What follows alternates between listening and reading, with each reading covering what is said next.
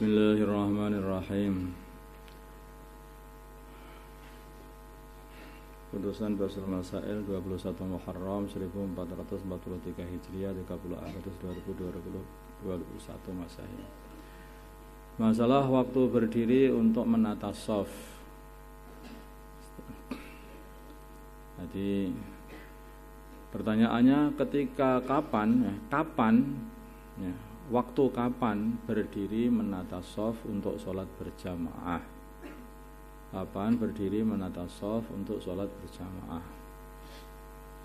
Jawabnya dalam madhab Syafi'i ini ada khilaf. Yang pertama adalah ketika selesai iqamah. Ketika selesai iqamah. Arti sebelum selesai iqamah semuanya itu duduk, belum boleh berdiri itu. Belum baik berdiri. Nanti kalau sudah iqamahnya sudah selesai baru berdiri. Itu tertanya seperti itu. Kemudian yang kedua, pendapat kedua adalah ketika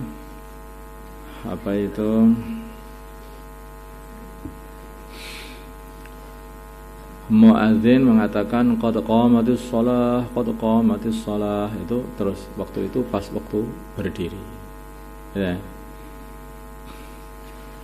Dan sebagian pendapat mengatakan untuk orang lemah maka ketika qad qamatis shalah, nah, itu kalau orangnya itu orang tua itu karena berdirinya itu kerengkangan ya, maka dia ketika qad qamatis shalah yang cepat berdiri biar tidak ketinggalan takbiratul ihram. Dan untuk orang yang kuat bisa nyat gitu berdirinya yang cepat, maka disunahkan berdirinya itu adalah ketika sudah iqamah itu sudah selesai. Dia mendengarkan iqamah dengan duduk. Jangan sampai ketinggalan takbiratul ihram. Nih, ini bukan hanya untuk dibahas, maksudnya itu kita praktekkan dalam kehidupan. Jadi kalau belum ada sebagian itu orang belum iqamah itu shaf suruh berdiri semua. Itu madhab mana itu belum ada, itu madhabnya belum dibuat itu kayaknya. Hanafi juga seperti itu ternyata. Jadi harusnya enggak seperti itu. Jadi komando untuk berdiri terus berbaris itu bukan dengan shaf enggak ada gitu. Tapi nanti komandonya ya iqamah itu orang sudah paham. Dan itu kalau mau sholat baru istawu, luruskan shaf. Nah, begitu. Bukan istawu, luruskan shaf, belum iqamah sudah lurusan shaf.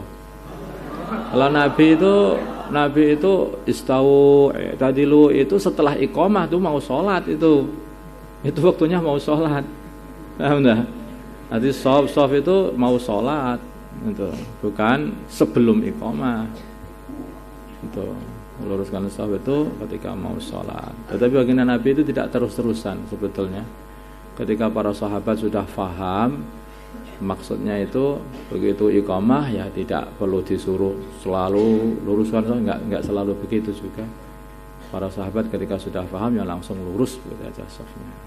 Itu hanya untuk pelajaran di awal-awal saja, pertama saja.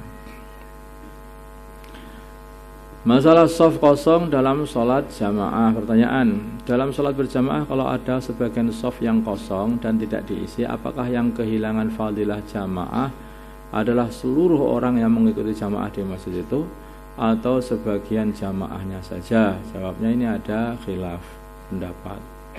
Menurut pendapat yang dipilih oleh Imam Ibnu Hajar adalah semua orang yang mengetahui kosongnya shaf tersebut dan mereka ada kemungkinan untuk mengisi shaf tersebut, baik mereka dari shaf kedua atau selain shaf kedua, tetapi mereka tidak mau mengisi shaf tersebut, maka mereka semua tidak mendapatkan fadilah jamaah. Nah, itu menurut Ibnu Hajar itu orang yang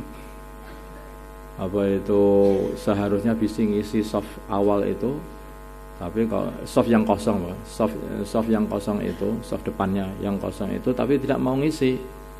Apakah itu pas depannya atau mungkin agak sampingnya atau tidak mau ngisi, semuanya tidak mendapatkan fadilah jamaah. Wah, menurut Imam Ramli dalam kitab fatwanya semua tetap mendapatkan fadilah jamaah. Ini lebih enak.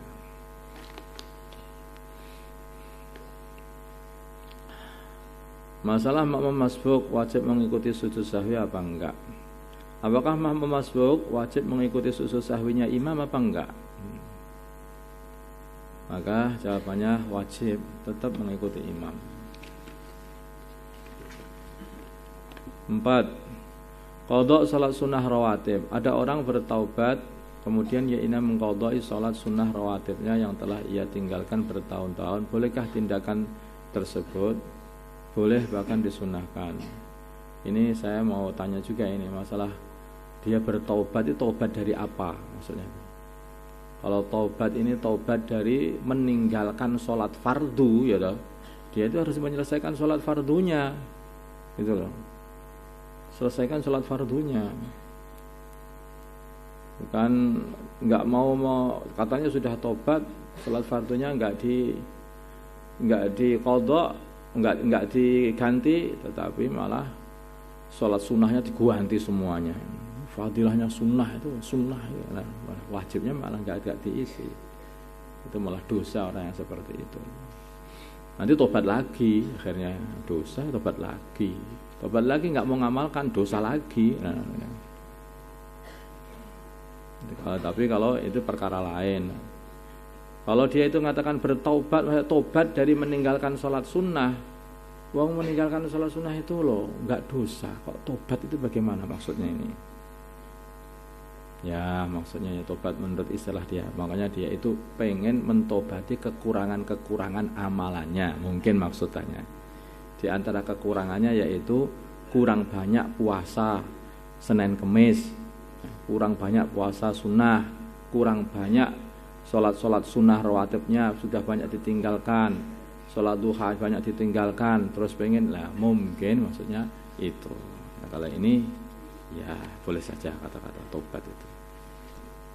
Nah, kadang-kadang tobat itu juga maksudnya tobat pakai istilah kamu aja, bukan tobat maksudnya dari dosa, tapi dari kekurangan amalan. Tobat kurang sungguh-sungguh belajar. Itu juga. Tobat ngantuk dalam kelas ya boleh. Itu perlu ditobati juga. Tapi tobatnya orang yang ngantuk di kelas itu usaha melek di kelas. Tobatnya orang meninggalkan sholat, mengganti sholat-sholatnya yang ditinggalkan. Tobat itu begitu. Kalau tobat kok terus akhirnya malah enggak ganti, ya itu namanya belum tobat. Allahumma shalli ala sayyidina Muhammad wa ala sayyidina Ibrahim wa ala sayyidina Ibrahim. Allahumma arhamna sayyidina Muhammad, Allahumma ghfir wa sallallahu alaihi wa sallam. Alif baina qulubina, Allahumma salli. Alhamdulillah.